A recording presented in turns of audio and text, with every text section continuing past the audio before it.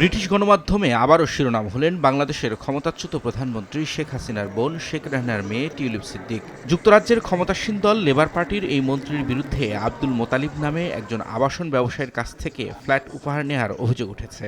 ছাত্র জনতার অভ্যুত্থানে ক্ষমতাচ্যুত শেখ হাসিনার ঘনিষ্ঠ ব্যক্তির সঙ্গে ওই ব্যবসায়ীর যোগাযোগও রয়েছে। যুক্তরাজ্যের ভূমি নিবন্ধন সংক্রান্ত নথির বরাতে ফিনান্সিয়াল টাইমসের এক প্রতিবেদনে বলা হয়, বিনামূল্যে পাওয়া ওই ফ্ল্যাট লন্ডনের কিং ক্রস এলাকার কাছে অবস্থিত। ২০০৪ সালে ফ্ল্যাটটি তাকে দেওয়া হয়। এর আগে ২০০১ সালে সেটি ১,৯৫,০০০ পাউন্ড দিয়ে কেনা হয়, যা বাংলাদেশি মুদ্রায় প্রায় ২,৯৩,০০,০০০ টাকা।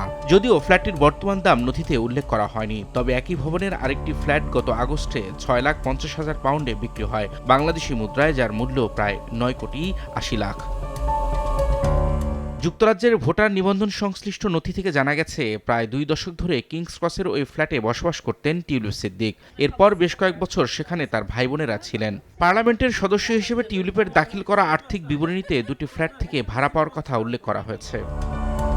আব্দুল মোতালিব ফিনান্সিয়াল টাইমসের কাছে কিংস ক্রসের ওই ফ্ল্যাট কেনার কথা স্বীকার করেছেন, তবে পরে সেটি নিয়ে কি করেছেন তা নিয়ে কিছুই বলতে চাননি। আর টিউলিপের ওই ফ্ল্যাট পাওয়ার সঙ্গে আওয়ামী লীগের সংশ্লিষ্টতার খবর ভুয়া বলে ফিনান্সিয়াল টাইমসের কাছে দাবি করেন তার একজন মুখপাত্র।